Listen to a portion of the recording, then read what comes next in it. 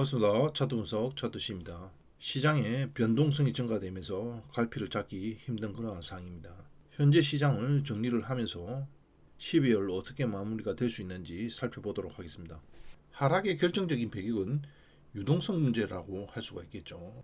정부 셧다운으로 재정 지출이 문제가 발생을 했고 12월 금리 인하가 동결로 비춰지면서 유동성 문제가 발생했습니다. 그러한 바탕 속에서 AR 버블 문제가 터지면서 이렇게 하락할 수가 있었다. 이렇게 결론을 낼 수가 있겠죠. 이러한 유동성 문제는 단기적인 유동성 문제라고 봐야 되겠죠. 정부 셧다운 문제는 해결이 되었고 12월 금리 동결은 금리 인하 쪽으로 지금 기울고 있기 때문에 해결되었다고 봅니다. 그리고 AR 버블 같은 경우는 의구심이죠. 실제로 드러난 것이 아닌 의구심으로 하락을 했기 때문에 시장 전체를 추세적인 하락으로 가져갈 수는 없다라는 것입니다. 자, 이렇게 하락한 것은 금리 인상을 1년 내내 했기 때문에 이는 추세적인 하락이 일어났던 것이고, 자, 올해 4월에 이렇게 폭락한 것은 트럼프 대통령이 나와서 관세 문제를 계속해서 2달 동안 시장 충격을 줬죠. 그렇기 때문에 이렇게 과도하게 하락할 수가 있었던 것입니다. 그리고 이 앞에는 코로나 충격이라는 역사적인 사건이 있었죠. 그래서 단기적으로 그렇게 큰 폭락을 이룰 수가 있었지. 현재 구간에서 나타나는 악재는 단기적인 유동성 문제와 AI 버블의 의구심 정도이기 때문에 큰 폭으로 하락하기는 어렵다. 이렇게 보시면 되겠습니다. 현재 보이는 것은 12월 금리 확률이 되겠는데요. 하루 전 83.4%에서 87%로 확률이 계속해서 증가하는 것을 알 수가 있고, 자, 이 차트는 미국 재무부 일반 계좌 TGA의 예금 잔고 추이를 나타낸 것인데요. 정부 셧다운으로 정부 지출을 하지 못하고 계속해서 잔고가 이렇게 쌓여갔죠.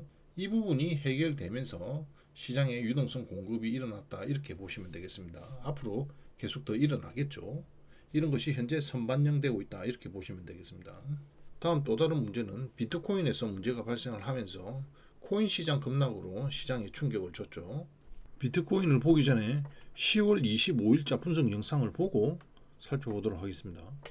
나스닥 흐름을 살펴보게 되면 나스닥이 가매수 영역으로 들어왔기 때문에 이 위에서 계속해서 유지할 수는 없다라는 것이죠. 결국은 하락할 것으로 보고, 앞에 박스가 있었던 이 구간까지 하락을 해서 또 이런 박스 흐름이 나타나지 않을까 예상이 됩니다. 그리고 12월 마감을 앞두고 이제 위쪽으로 또 상승 흐름이 나타나지 않겠나, 자, 그렇게 예상이 되는데요. 자, 이 부분은 실시간으로 이따 하면 매도를 치면 되는 것이고, 위쪽으로 또 올라오면 위에서 또 매도를 치면 되는 것이죠. 그래서 이 선을 기준으로 해서 매매를 이어가면 되겠고, 자, 내려온다면 또 이런 부분에서 다시 매수를 할 수가 있는 것이죠. 자, 주식을 가지고 계신 분은 이러한 가매수 영역에서 비중을 조금 줄이면 되는 것이고, 또 내려왔을 때 비중을 또 채우면 되는 것입니다. 전체를 다 팔았다가 샀다가 할 필요는 없는 것이죠. 자, 다음은 비트코인이 되겠는데요. 전체 추세선 상단에서 저항을 맞고 위쪽으로는 올라오지 않았습니다. 가매수 영역으로 진입했다면 큰 하락이 이어질 텐데요. 추세선 상단에서 저항을 맞고 현재 매물대를 이렇게 형성을 하고 있습니다. 추세선 상단에서 저항을 맞았기 때문에 다시 위쪽으로 올라가기는 힘들다 보고, 매물대가 쌓이다 보면 밑으로 하락하는 흐름이 나타나지 않을까 예상이 됩니다. 자, 그래서 앞에서도 설명드렸다시피 8만 달러를 기준으로 해서 박스를 형성하고 다시 위쪽으로 올라오는 그런 흐름이 나타나지 않을까 예상이 됩니다. 비트코인을 살펴보게 되면 앞에 분석과 마찬가지로 하락 흐름이 있었고 8만 달러에서 지지 흐름이 나타났습니다. 8만 달러에서 지지 흐름이 나타났기 때문에 비트코인이 시장을 충격을 주는 일은 없다. 이렇게 계속해서 설명드렸었죠. 시장이 살아나면서 비트코인도 반등을 했지만 비트코인의 자체 문제가 있기 때문에 큰 상승으로 이어지지는 못했고, 현재 21선에서 저항을 받고 하락 추세에 대한 박스 구간으로 들어가지 않겠나, 이렇게 보고 있습니다. 그나마 다행인 것은 월봉 차트가 25일선을 이탈하고 마감되지는 않을 것으로 봅니다. 21선 위에서 마감이 되게 되면 25일선을 기준으로 해서 아래쪽에서 바닥 따지기를 하고 내년도에 상승하는 흐름이 나타날 수가 있겠죠. 현재 일봉 차트에서 이평선이 역배열돼서 이렇게 이격이 현재 벌어지고 있습니다. 다시 상승하기 위해서는 횡보 과정이 일어나고 이평선이 다시 밀집해서 정별되면 그때 올라올 수 있다. 이렇게 보시면 되겠죠. 자, 이 부분은 회원님하고 대화하는 내용인데요. 이더리움 2배수를 46%로 물려서 회원으로 가입을 하였습니다. 그래서 물타기를 어디서 해야 될지 모르기 때문에 가입을 했는데요. 그래서 비트코인의 1차 지지 라인이 8만 달러 부근이기 때문에 이 부분 오게 되면 이더리움을 매매를 해야 된다, 이렇게 설명을 드렸었죠. 비트코인과 이더리움의 관계도 잘 모르기 때문에 이렇게 설명을 했던 것이고, 그래서 비트코인이 8만 달러에서 지지를 받는 거 보고 이더리움 추매를 한번 해도 된다, 이렇게 말씀을 드렸고, 이제 이분이 분할 매수에 성공을 하였습니다. 이렇게 코인뿐만 아니라 주식도 마찬가지죠. 기술적 분석이 전혀 되지 않는 분들은 가입을 하셔서 코칭을 받아야 됩니다. 투자금이 억대 이상으로 굴리는 분들은 조금만 잘못 매매하면 몇천만 원이 날아갑니다. 반드시 가입을 하셔서 계좌를 지키시기 바랍니다. 다음은 12월달 흐름이 어떻게 진행될 수 있는지 살펴보도록 하겠습니다. 먼저 주봉 차트부터 살펴보겠는데요. 조정 흐름이 3주째 흑산병이 발생을 하고 마지막 주에 장악형 양봉이 발생을 했습니다.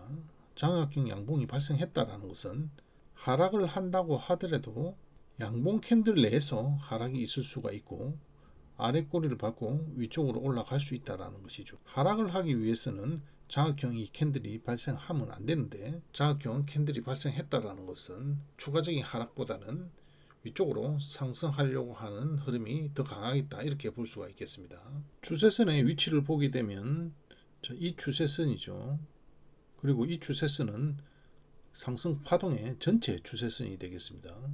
그래서 추세선 이 부분까지 상승할 수 있는 여력이 열려 있다, 이렇게 보면은 정고점 부분까지도 이제 갈 수 있다, 이렇게 보시면 되겠습니다.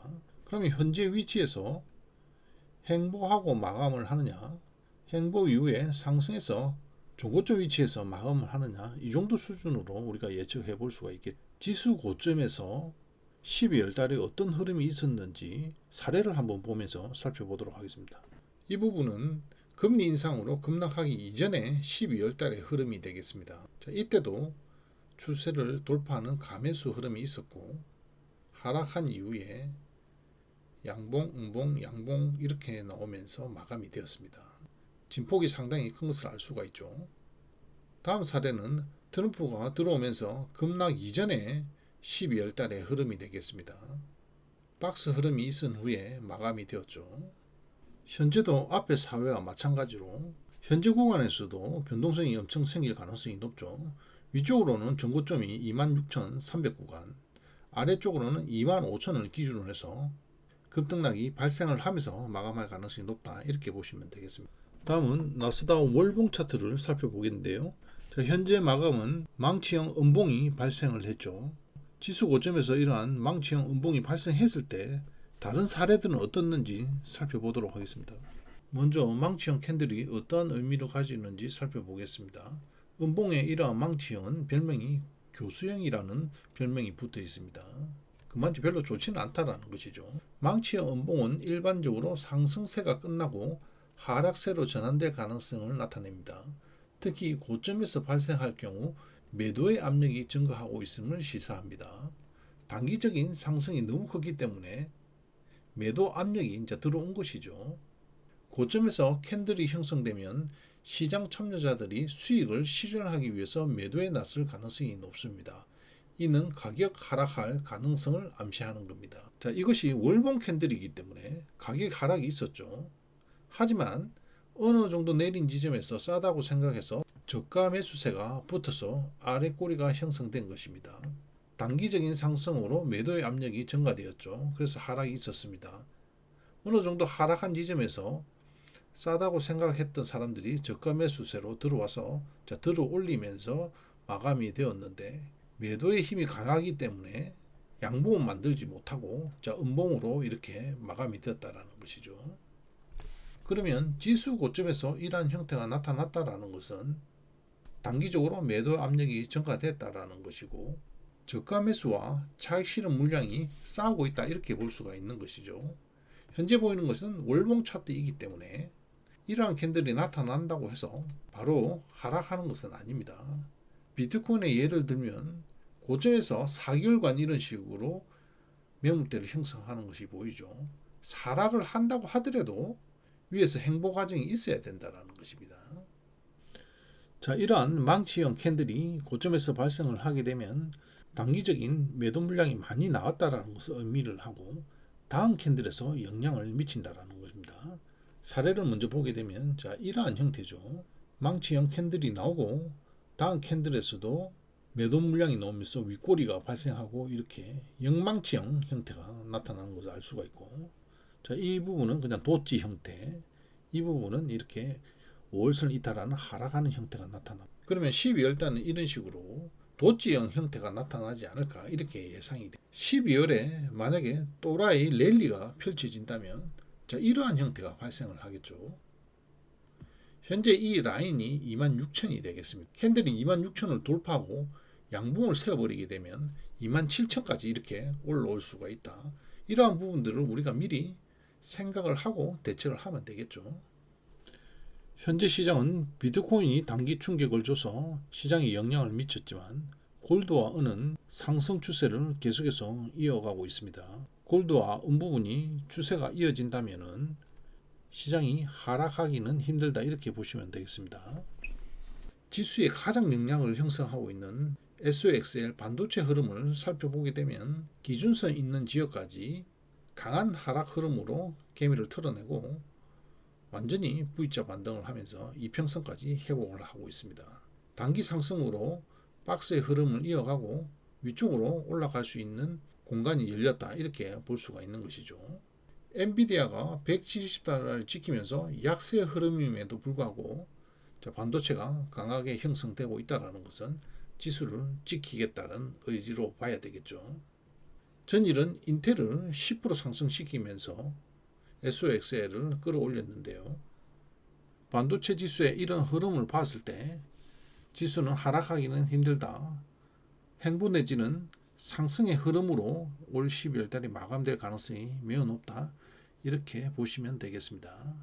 자, 이것으로 영상 마치도록 하겠습니다. 감사합니다.